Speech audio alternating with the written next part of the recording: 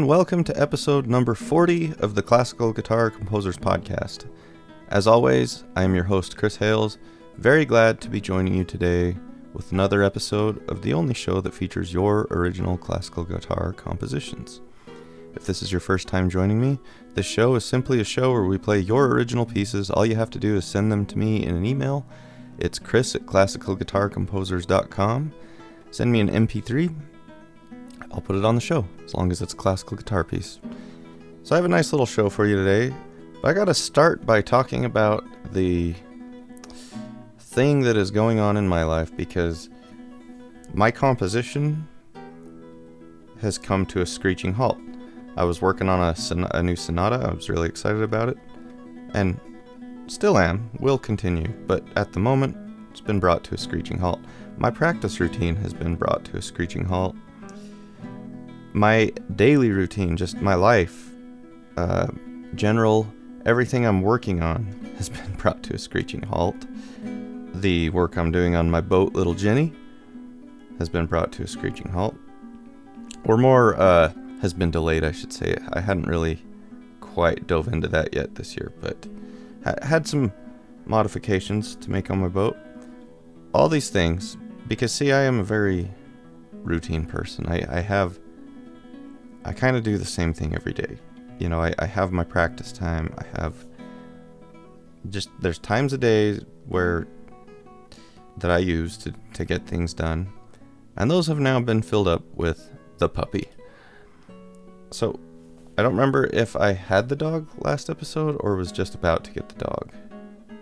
Let's see, no, I think I wouldn't have had him yet. So, we got a Corgi. And man, he's cute. And that's my life now. Now, I'm certainly no novice with dogs. I've had many dogs in my lifetime. I've had many puppies. However, the last few dogs have been, you know, we got some adult dogs from the pound, but we were in a situation where we were able to get a Corgi puppy. And, well, I just couldn't pass that up. I mean, who would? Now, I personally, my favorite dog is the Blue Heeler, or the Australian Cattle Dog is its correct title. But, you know, Blue Heelers, Red Heelers. Last puppy I had was a Blue Heeler. I got him when I was 17. I bought him from a friend's older brother. And he was my dog. He wasn't like the family dog, you know. This was the dog I bought as I stepped into adulthood, and I had an amazingly... I just had a great relationship with this dog, you know, because he was mine, and of course I was a young single guy, you know, in my late teens. I had a lot of free time, you know. My life was basically go to work, go fishing with the dog. I was always up the canyon, always up in the mountains with my dog, or, you know, climbing up rivers. You know, there's a local river near where I lived at the time, and we would just run up there all the time, and I'd just walk up this river. So that dog had a great life for a dog, you know. And he was really smart, and I just, you know, I love Blue Heelers, man. I never even was aware that Corgis were a thing until, I don't know, it feels like it was more recent. Like, I don't remember seeing Corgis when I was younger, or being aware of them. It's probably, well, a few years ago I started watching the dog show every year with my family. Like, my daughter just loves dogs. And so we just kind of ended up watching like the dog show that's on Thanksgiving every year. And for one thing I noticed is I absolutely have a fondness for the dogs in the herding category for the most part. That's where any dog that I'm going to want to own is going to be in that herding category. That's where you're going to find your healer and also the Corgi. Now, don't get me wrong, I'm not necessarily like a breed snob. I've had many mutts. I like the mutts, but the time was right to get a puppy. We were able to get this one, and man, is he a handful. So when I was 17 and single and didn't really have a lot of responsibility in life, and didn't mind the making the social, what would you call it, like faux pas of just taking my dog everywhere I went. Like, I took that dog went everywhere with me pretty much. Now I'm a little more, I'm not a take my dog to the store guy. A lot of people do that. But, so all the time that would normally be spent on guitar right now is being spent with a puppy. And it's a good thing, because puppies need a lot, they need a lot of work, a lot of attention. And, so I'm getting up early every day before work and working with this dog. Now, as he gets older and gets needs a little less maintenance, dogs still need all that time spent with them. They still need work to do and stuff. So, and especially dogs, like these herding dogs, they've got a lot of energy and they need something to do. So that won't change, but I might be able to get my life adjusted to where guitar can still have the morning. I don't know. We'll figure it out. But right now it's all dog. I'm hoping that when the summer clears up, I might do some after work guitar practice. I prefer early morning myself. I mean, who really wants to come home after a long day at work and practice? I know we might want to come home and play guitar. I'm not talking about playing the guitar. I'm talking about like doing your scale routine and working sections of pieces. Like, that to me is early morning work. So we'll figure it out.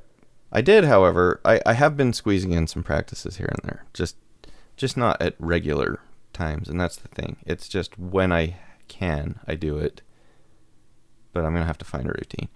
But I did realize, because I did something that I used to do more and haven't done for a while, and that's just kind of review all the repertoire I've learned over the years.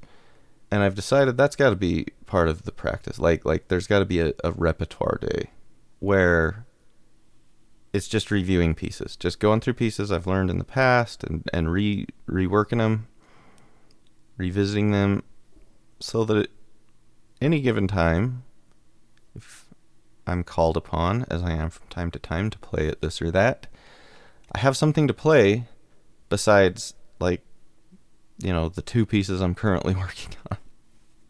I don't want to show up at some whatever it is with nothing to play but a rough take of the Bach Chaconne and Villalobos Etude number 6.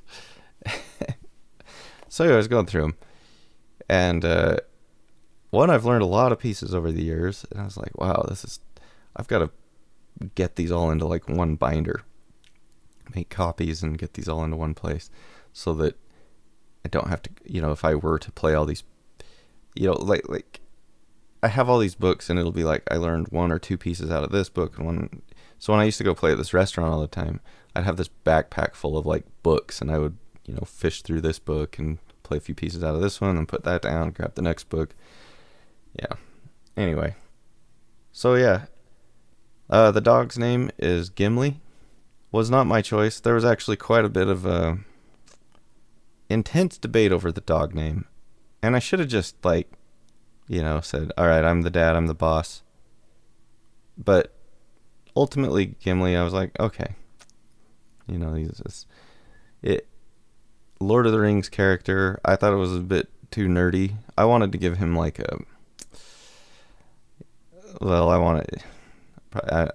doesn't matter. I didn't want to give him such a nerdy name, but I was like, okay, whatever. But, now I'm used to it. It fits him. I mean, he's got them short little legs. So Gimli the Corgi is now firmly planted in my household, and he's awesome. Maybe I'll upload a picture. I don't know if I have. I mean, every week he looks like a new dog, but I'll see if I can't get a picture up on the classicalguitarcomposers.com today, if you want to see him. I also learned something interesting the other day. I was at my job. I was recording a harpist, and at one point in the session she broke a string, and so I went and watched her change the string. I was just kind of curious. I don't really have a huge interest in the harp, but it's a relative of the guitar, and there are some pieces for harp and guitar, and so I just wanted to go kind of see how it works. So I was watching her change the string, and she mentioned it's a gut string, and I said, like, actual gut string? And she said, yeah. I didn't know this, but according to her, harpists use gut strings generally on their higher pitched strings.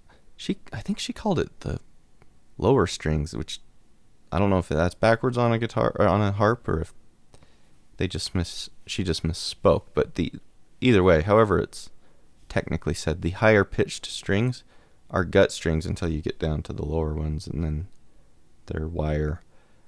Anyway, it has a really gorgeous tone. And yeah, I was wondering, like, because I didn't, the way I learned what gut strings actually are was, I think it was like in college there was a violin professor who mentioned it one time, that they used to make, these strings out of cat guts on the violin.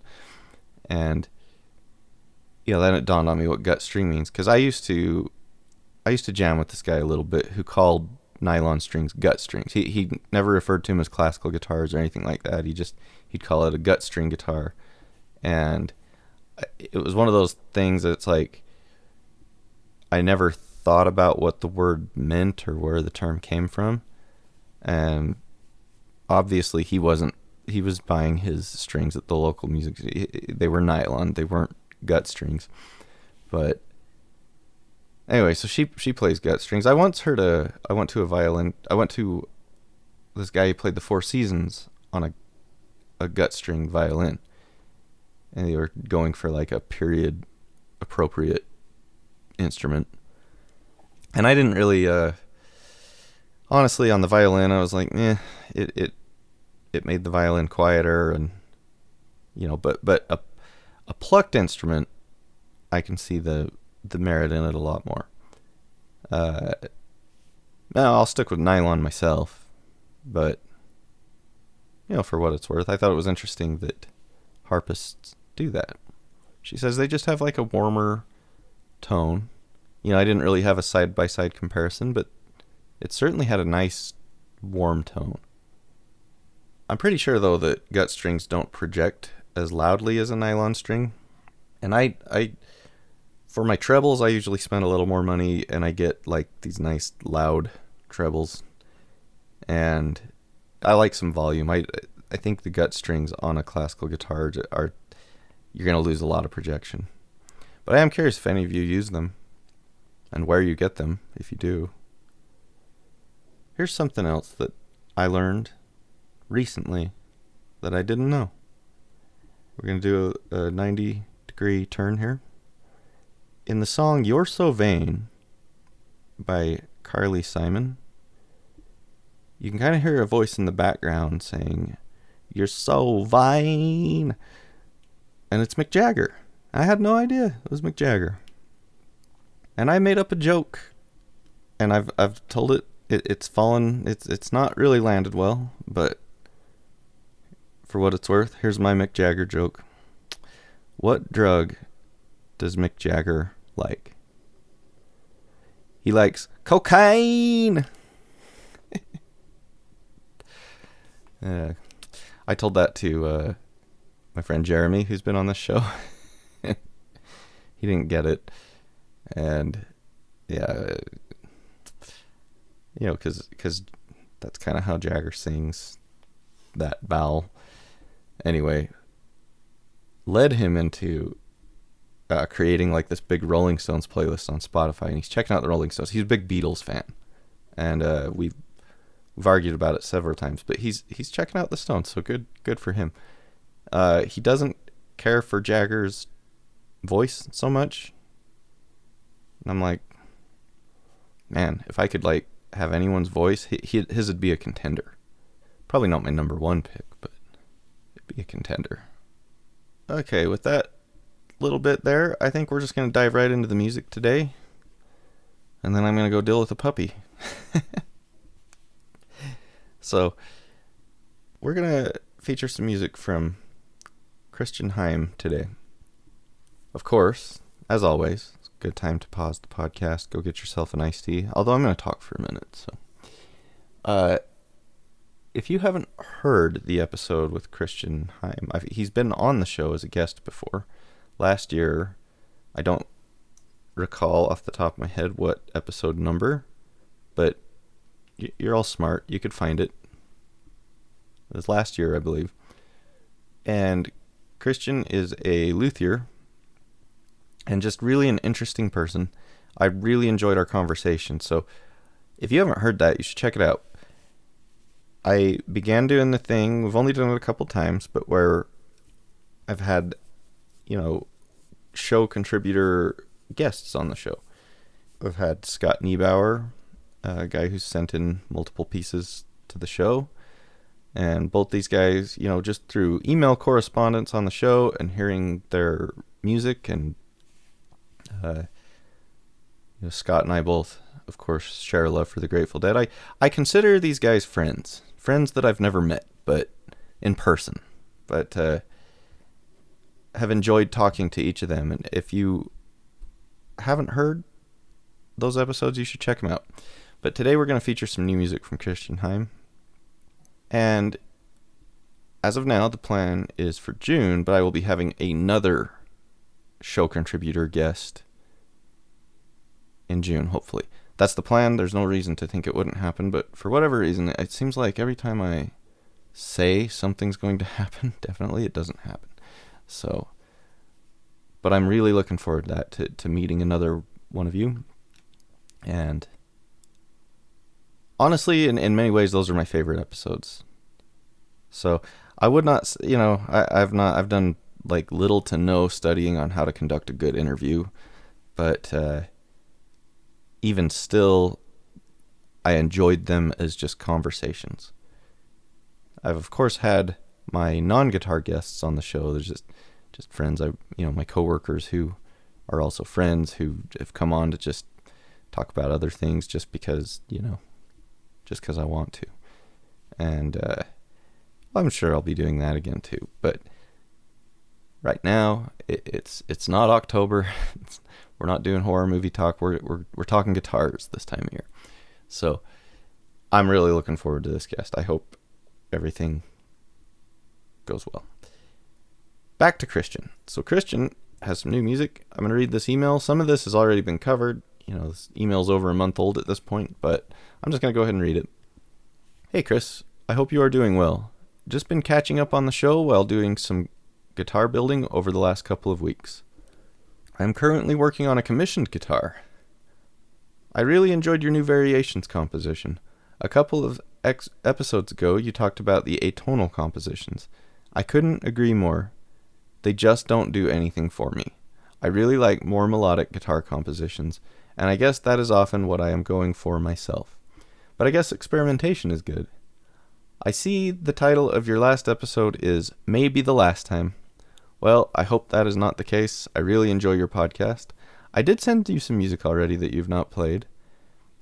You are welcome to use the other ones, but I guess you want a variety of music on the podcast and have already shared quite a bit of mine. Still, I will send you some new compositions now that you are welcome to use.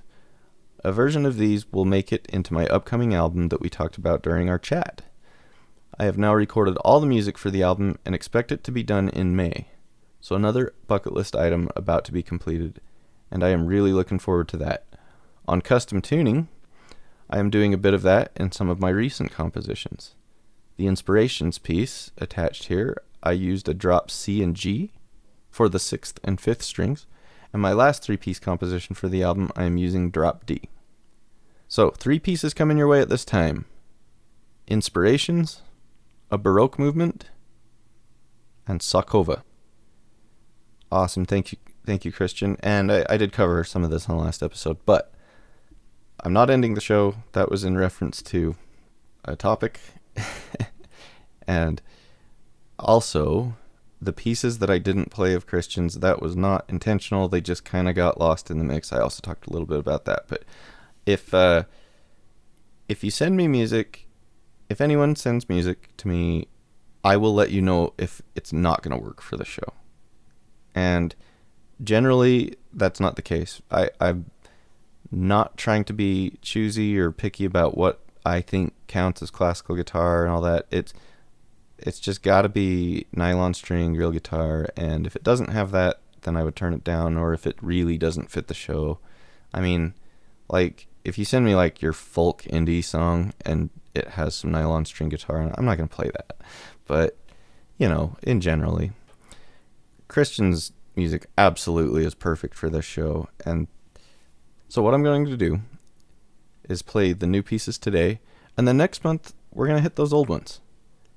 Because I meant to play them, and I'm looking forward to putting them on the show. So we'll hit that next episode, and then the episode following that will hopefully be another great conversation. So thanks, Kristian. On those alternate tunings, yeah, that's, you know, I talked about how I really don't like the Renaissance tuning G to F sharp, and, you know, I've talked a lot about alternate tunings. This one you mentioned, the C and G, I know one piece that uses that tuning, and I love it, and I play it. It's a David Russell arrangement called Neil Gau's Lament for the Death of His Second Wife, and it is a gorgeous little guitar piece, and he used that same tuning, the dropped C and G on the 6th and 5th strings. I don't know, for whatever reason, I don't mind that one to a certain extent. I as much as I hate dropping the A to a G, that tuning, that common one that's like all the Albéniz pieces use, it's got the drop G and D, pushing it for me, but I don't mind it.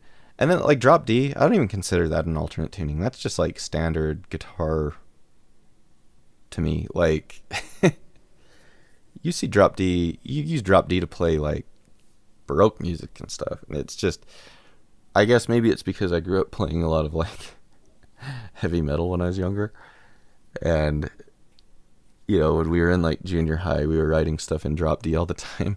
So to me, it's just like nothing. But when I have to start detuning other strings, that's when I get resistant. But I'm looking forward to hearing these, because that drop C tuning has such a rich, full sound to it. I love that tuning as far as what it sounds like.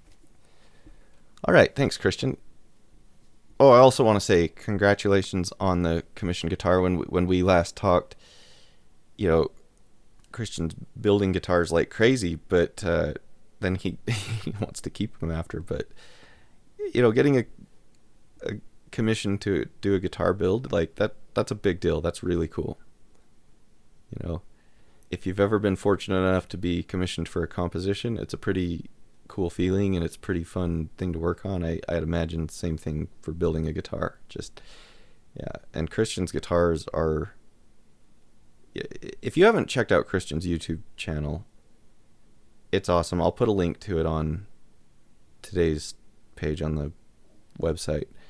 He's got videos of his builds and then videos of him playing his compositions on his guitars he's built. Like, really awesome stuff. So with that, let's hear some pieces. So here's 3 pieces by Kristian Heim. First one is Inspirations, followed by a Baroque movement, and finally Sakova.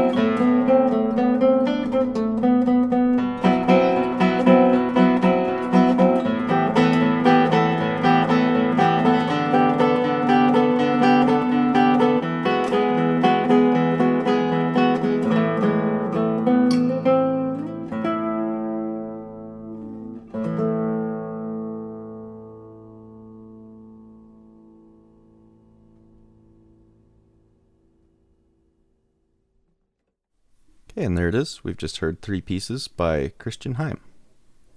Kristian, those recordings sound stellar. I can't remember. Are you recording at home or are you in a studio? But either way, I'm really looking forward to that album. Let me know when it's released and I'll share it on the show. That's really cool. But great sounding recordings. The audio side of me is kicking in now. That was great. Okay, with that, I'm going to call it a show for today. Thanks for joining me.